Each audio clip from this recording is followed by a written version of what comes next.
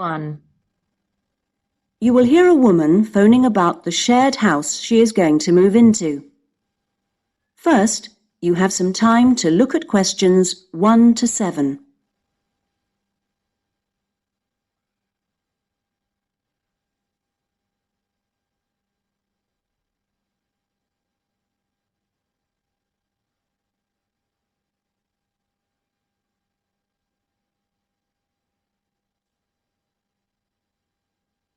You should answer the questions as you listen, because you will not hear the recording a second time.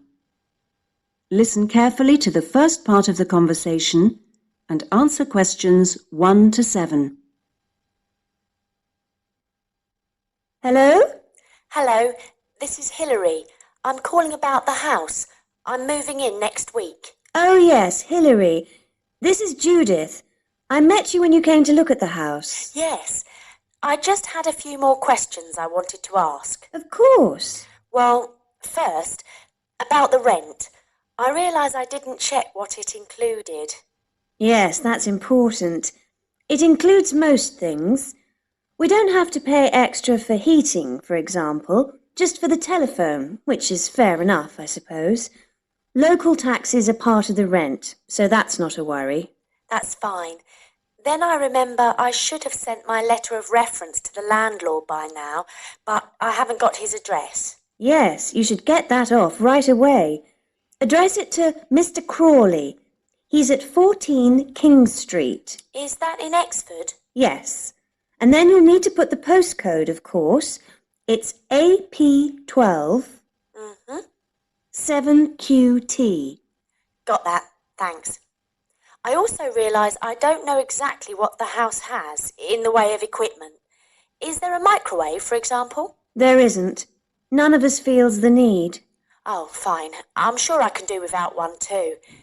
What about a hairdryer? Maybe you should bring one, if you need one. I'll buy one, yes. And TV? Oh, yes. We've got 2, in fact.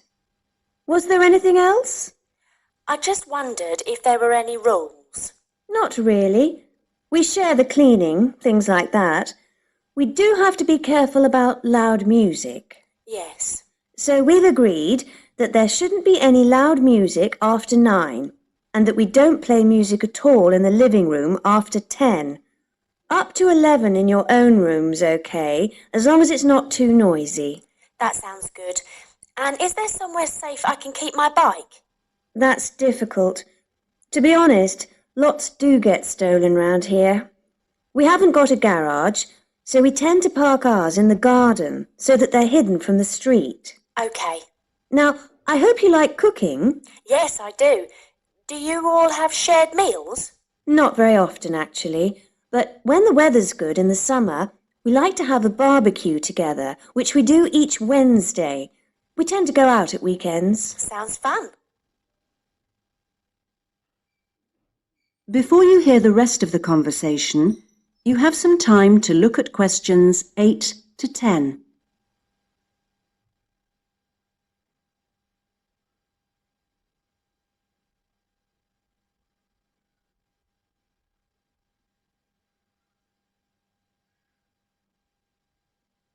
Now listen and answer questions 8 to 10. Are you familiar with this area? A bit.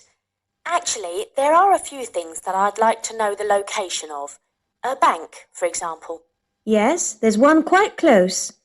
You just go up to the junction near the house, the one where 4 roads meet, and go straight ahead and then take the second left. It's a little way down there on the left-hand side. That's convenient. Another thing is that I'd like to check my emails quite often. I was wondering how far away an internet cafe was.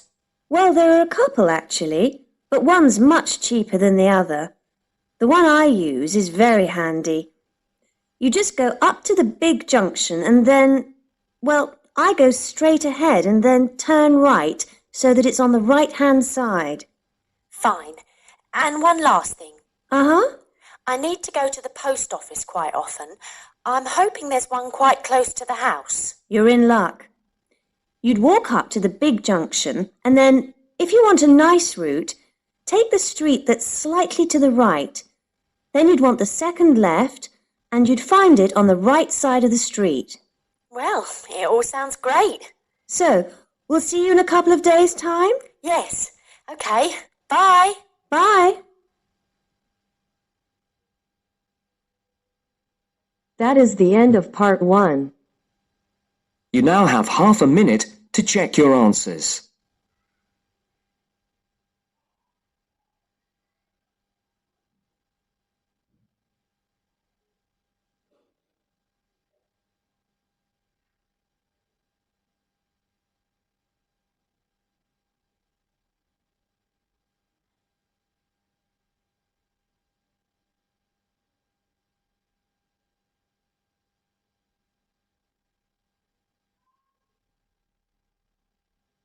Now turns to part 2. Part 2. You will hear a lecture on bird migration.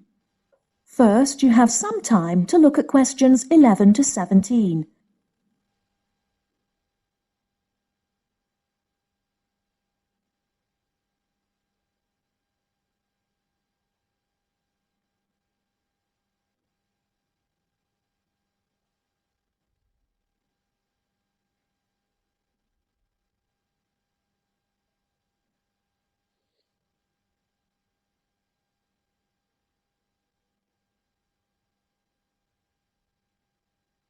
Now, listen carefully and answer questions 11 to 17.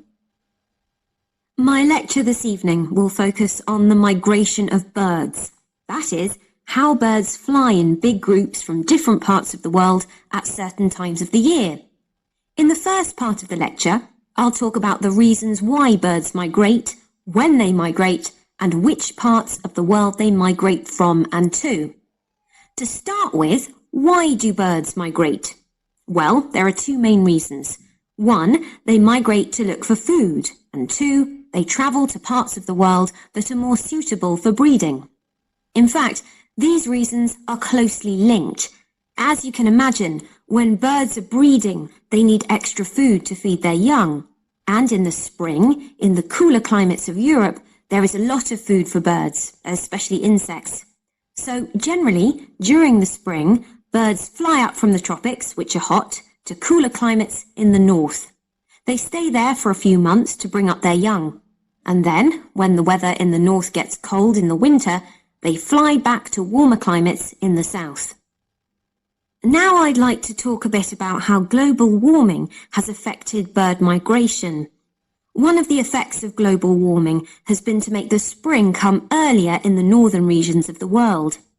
When spring comes early, the plants and insects that birds need to bring up their young are also available earlier. Research has shown that quite a lot of birds have started to migrate earlier because of higher temperatures. But unfortunately for some species, this hasn't been early enough. What I'm saying is that birds that are travelling a long way for breeding may arrive too late to find enough food to feed their young, and their population drops drastically. Scientists are currently researching more about this. Before you hear the rest of the talk, you have some time to look at questions 18 to 20.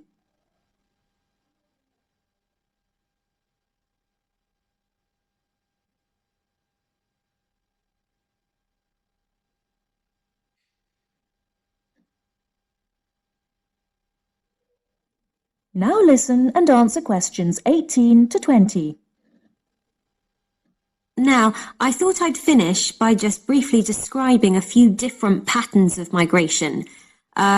Migration varies with the type of bird and the area they come from. For example, one kind of migration is partial migration. This means that some birds in a particular species will migrate and others won't. It usually depends on how the weather affects food supplies, and very often happens in the tropics. In another migratory pattern, a bird called an Arctic tern migrates the whole length of the globe, from the North Pole to the south. The Arctic tern travels between 12 and 15,000 kilometres each way when it migrates in a complete circle around the world. It's quite amazing. Right, and lastly, I'd like to mention a pattern which isn't nearly as spectacular, but is very interesting. And this is the way many birds migrate across North America. In this pattern, the birds fly northwards in the west of the country and then back south again in the east. So, if you imagine it, they're actually migrating in a circular pattern, like the hands of a clock, not in a straight line, as we might think. That is the end of part 2. You now have half a minute to check your answers.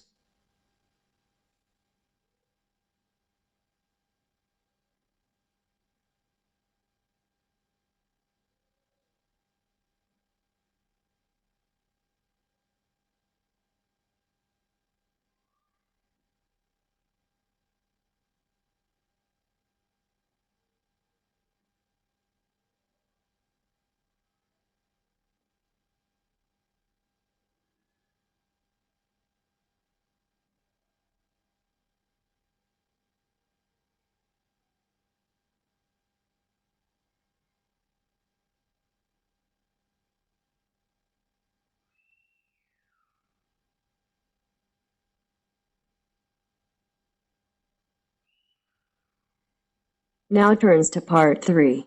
Part 3. You will now listen to a talk on bicycles. First, you have some time to look at questions 21 to 25.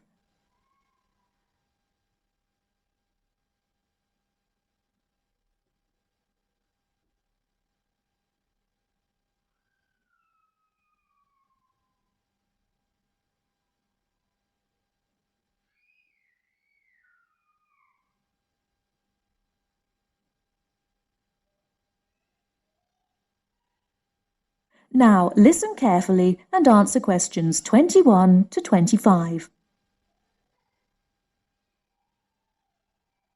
Today, we're going to talk about the latest bikes for professionals and novices. There's something to suit everyone from price to function.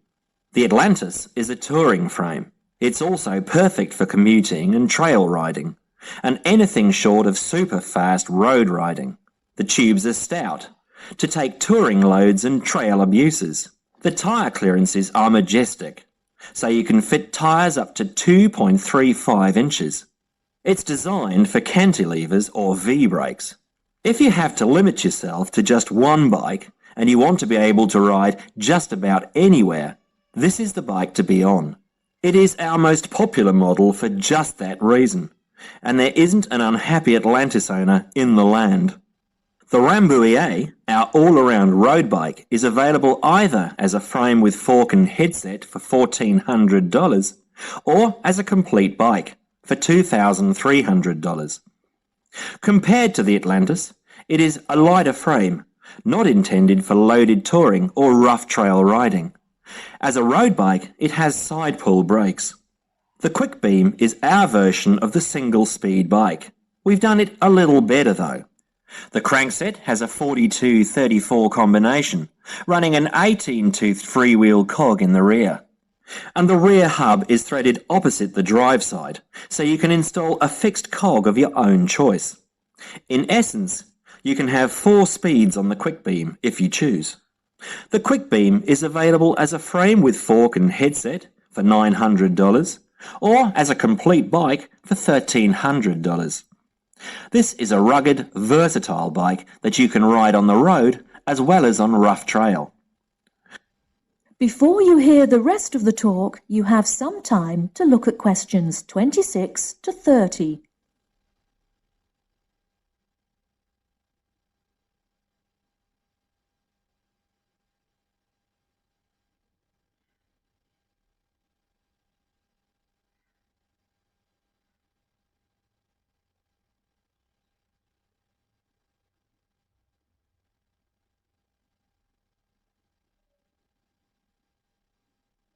Now listen and answer questions 26 to 30.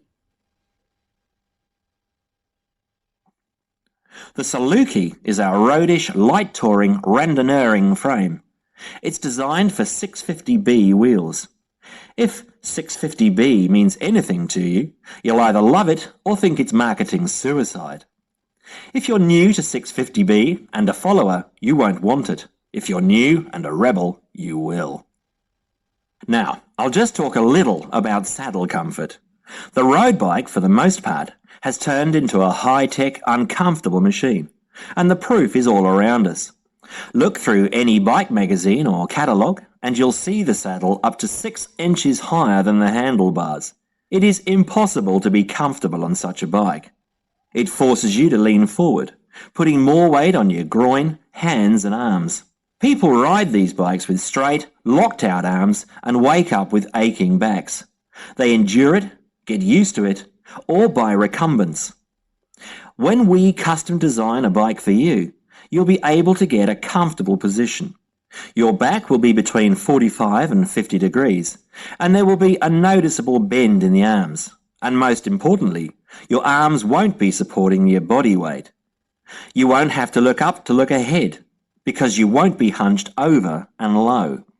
That means our bikes are more accessible for riding on the flats, or even for short climbs. We consider this when we design and build your custom frame. That is the end of part 3. You now have half a minute to check your answers.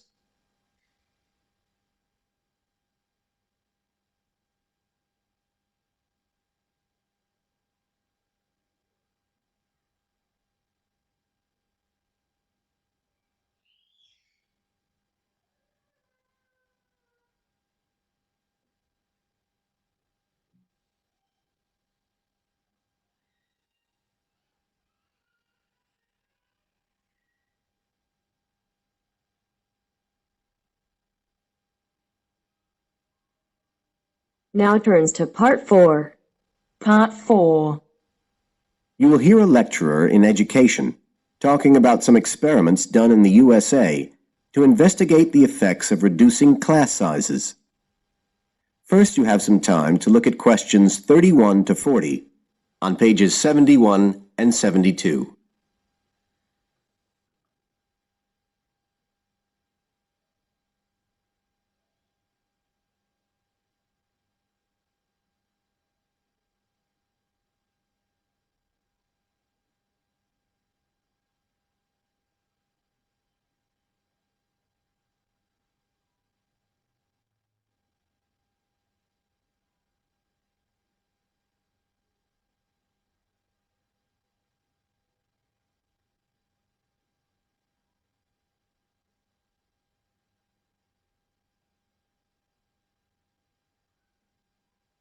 Now listen carefully and answer questions 31 to 40. All over the world, there are passionate arguments going on about how educational systems can be improved. And of all the ideas for improving education, few are as simple or attractive as reducing the number of pupils per teacher. It seems like common sense. But do these ideas have any theoretical basis? Today, I want to look at the situation in the USA and at some of the research that has been done here in America on the effects of reducing class sizes. In the last couple of decades or so, there has been considerable concern in the United States over educational standards here, following revelations that the country's secondary school students perform poorly relative to many Asian and European students. In addition, statistics have shown that students in the nation's lower income schools in the urban areas have achievement levels far below those of middle-class and upper-middle-class schools. So would reducing class sizes solve these problems? Well, we have to remember that it does have one obvious drawback. It's expensive. It requires more teachers and possibly more classrooms, equipment, and so on. On the other hand, if smaller classes really do work, the eventual economic benefits could be huge. Better education would mean that workers did their jobs more efficiently, saving the country millions of dollars. It would also mean that people were better informed about their health, bringing savings in things like medical costs and days off sick. So what reliable information do we have about the effects of reducing class sizes? There's plenty of anecdotal evidence about the effect on students' behavior, but what reliable evidence do we have for this?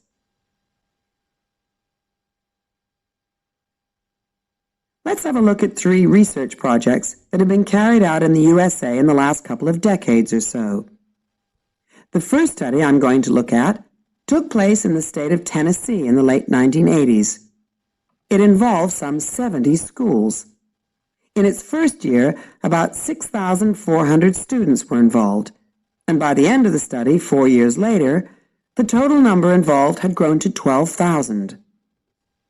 What happened was that students entering kindergarten were randomly assigned to either small classes of 13 to 17 students or regular-sized classes of 22 to 26.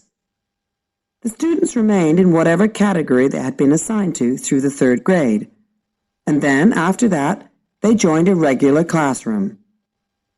After the study ended in 1989, researchers conducted dozens of analyses of the data.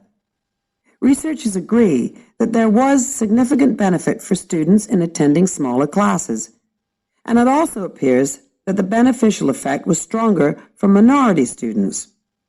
However, there's no agreement on the implications of this.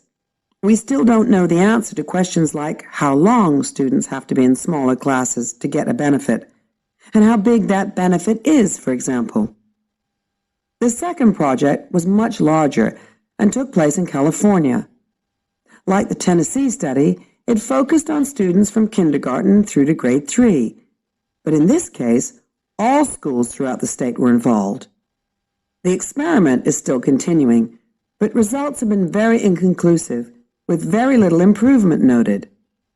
And the project has, in fact, also had several negative aspects. It meant an increased demand for teachers in almost all California districts. So the better-paying districts got a lot of the best teachers, including a fair number that moved over from the poorer districts. And there were a lot of other problems with the project. For example, there weren't any effective procedures for evaluation. All in all, this project stands as a model of what not to do in a major research project. A third initiative took place in the state of Wisconsin at around the same time as the California project began, and it's interesting to compare the two. The Wisconsin project was small. Class sizes were reduced in just 14 schools, but it was noteworthy because it targeted schools at which a significant proportion of the students were from poor families, compared with California's one-size-fits-all approach. Analysts have found that the results are very similar to the Tennessee project, with students making gains that are statistically significant, and that are considerably larger than those calculated for the California initiative. Now, I'd like to apply some of these ideas to the